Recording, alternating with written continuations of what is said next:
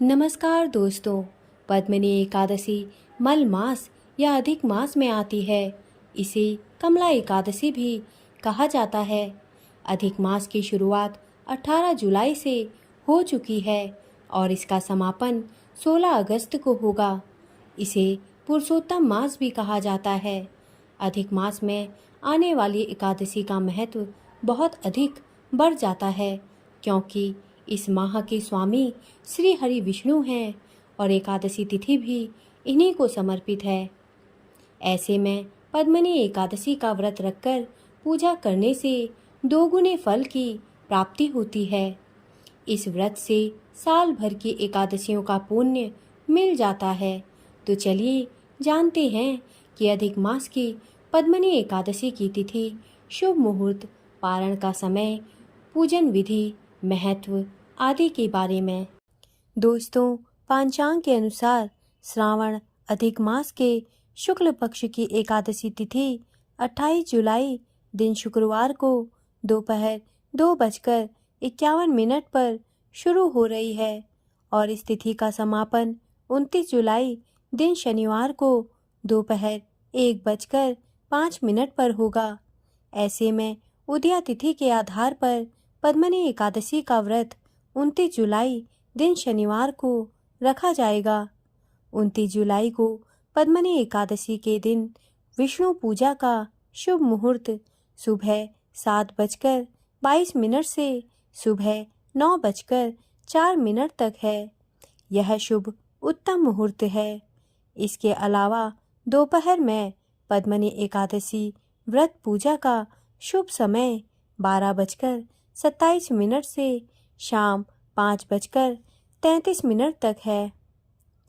दोस्तों, इस साल पद्मिनी एकादशी पर 2 शुभ योग बने हैं। इस दिन ब्रह्म योग प्रातः काल से लेकर सुबह 9:34 तक है। इसके बाद से इंद्र योग प्रारंभ हो जाएगा। ये दोनों ही योग अति शुभ हैं। वहीं ज्येष्ठा नक्षत्र सुबह से लेकर रात 11:35 तक है। इसके बाद से मूल नक्षत्र है।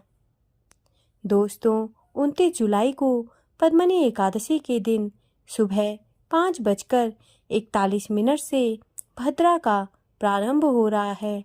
यह भद्रा दोपहर 1:05 तक है। हालांकि यह स्वर्ग की भद्रा है। दोस्तों, जो लोग 29 जुलाई को पद्मिनी एकादशी का व्रत रखेंगे, वे व्रत का पारण अगले दिन 30 जुलाई दिन रविवार को करेंगे। 30 जुलाई को पद्मिनी एकादशी व्रत के पारण का समय सुबह 5:41 से लेकर सुबह 8:24 तक है।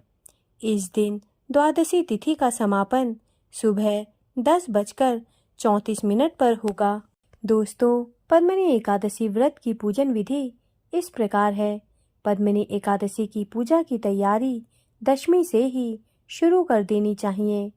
इसके दोपहर बाद से ही नियम संयम और ब्रह्मचर्य का पालन, सात्विक भोजन की अपेक्षा रहती है।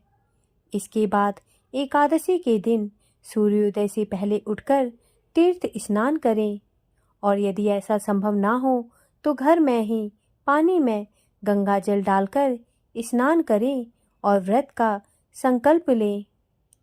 नहाने के बाद भगवान सूर्य को अर्घ्य दें और पीत वस्त्र पहनकर भगवान विष्णु की पूजा करें। सावन चलने से इन्हीं के साथ ही भगवान शिव का भी ध्यान करना अनिवार्य होता है। इसके बाद एक चौकी पर पीला वस्त्र बिछाएं तथा गंगा जल से पूजा स्थान को शुद्ध करें और उसमें भगवान विष्णु की प्रतिमा रखें। इसके बाद केसर मिश्रित जल से श्री हरि विष्णु का अभिषेक करें। फिर भगवान को पीले फूल, माला, अगरबत्ती, धूप अर्पित करें और घी का दीपक जलाएं।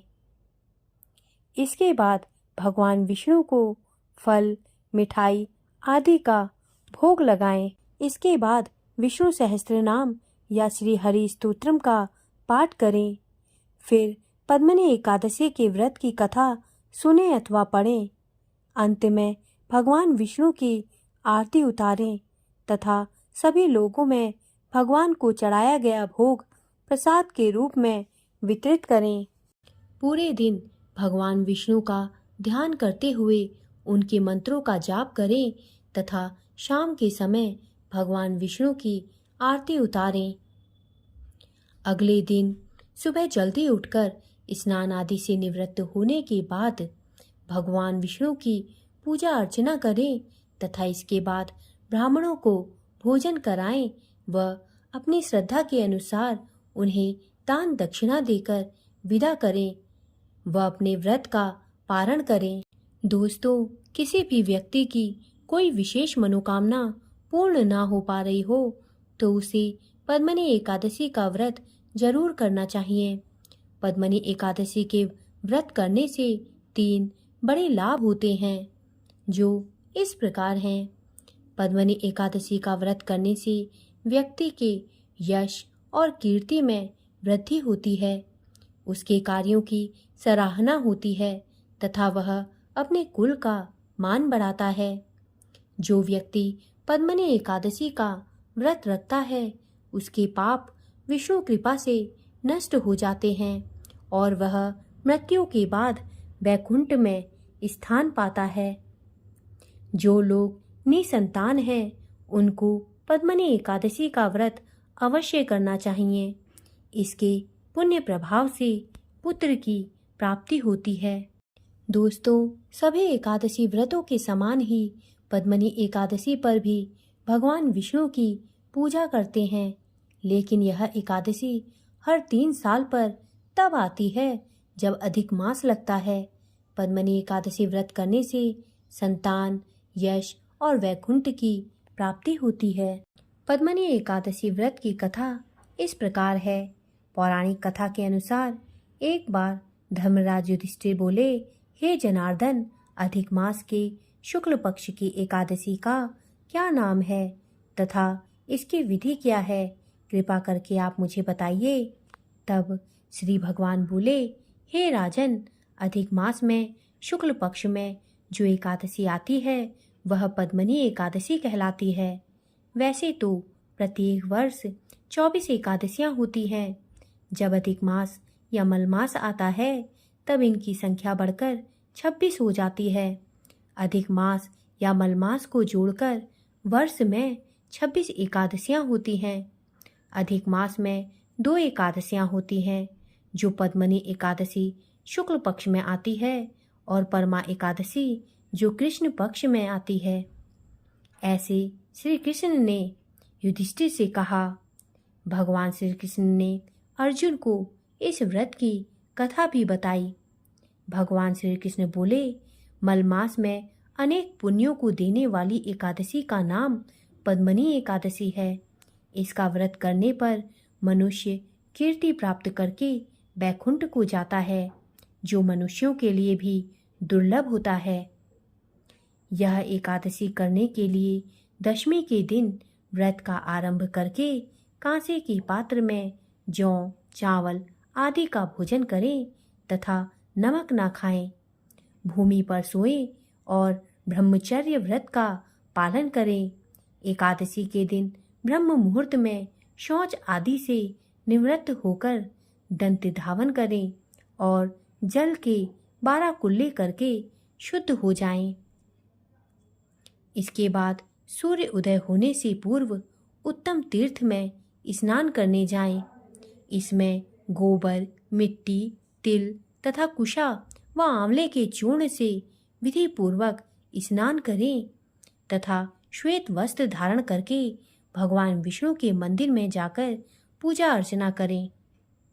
हे मुनिवर, पूर्व काल में त्रेता युग में है नामक राजा की वंश में कृतवीर्य नाम का राजा महिष्मतिपुरी में राज्य करता था। उस राजा की 1000 परम प्रिय स्त्रियां थीं, परंतु उनमें से किसी को भी पुत्र नहीं था जो कि उनके राज्य भर को संभाल सके। देवता, पितृ, सिद्ध तथा अनेक चिकित्सकों आदि से राजा ने पुत्र प्राप्ति के लिए काफी प्रयत्न किए, लेकिन सब असफल रहे। तब राजा ने तपस्या करने का निश्चय किया। महाराज के साथ उनकी परम प्रिय रानी, जो इक्ष्वाकु वंश में उत्पन्न हुए राजा हरिश्चंद्र की पद्मिनी नाम वाली कन्या थी, राज्य के साथ वन में जाने को तैयार हो गई। दोनों अपने मंत्री को राज्यभार सौंपकर राजसी वेश त्याग कर गंधमादन पर्वत पर तपस्या करने चले गए। राजा ने उस पर्वत पर 10,000 वर्ष तक तप किया, परंतु फिर भी पुत्र की प्राप्ति नहीं हुई। तब पतिव्रता रानी कमल नयनी पद्मिनी से अनुसुईया ने कहा, 12 मास से अधिक महत्वपूर्ण मल मास होता है, जो 32 मास पश्चात आता है। इसमें द्वादशी युक्त पद्मिनी शुक्ल पक्ष की एकादशी का जागरण समेत व्रत करने से तुम्हारी सारी मनोकामनाएं पूर्ण होंगी। इस व्रत के करने से भगवान तुम पर प्रसन्न होकर तुम्हें शीघ्र ही पुत्र देंगे। रानी पद्मिनी ने पुत्र प्राप्ति की इच्छा से एकादशी का व्रत किया। वह एकादशी को निराहार रहकर रात्रि जागरण करती। इस व्रत से प्रसन्न होकर भगवान विष्णु ने उन्हें पुत्र प्राप्ति का वरदान दिया। इसी के प्रभाव से पद्मिनी के घर कार्तवीर्य उत्पन्न हुए, जो बलवान थे और उनके समान तीनों लोकों में कोई बलवान नहीं था। तीनों लोकों में भगवान के सिवा उनको जीतने का सामर्थ्य किसी में नहीं था। सो हे नारद, जिन मनुष्यों ने मलमास शुक्ल पक्ष एकादशी का व्रत किया है, जो संपूर्ण कथा को पढ़ते या सुनते हैं, वे भी यश के भागी होकर विष्णु लोक को प्राप्त होते हैं। दोस्तों, मेरे द्वारा दी गई जानकारी यदि आपको अच्छी लगी हो तो कृपया मेरे चैनल को सब्सक्राइब करें तथा मेरे वीडियोस को लाइक करें। धन्यवाद।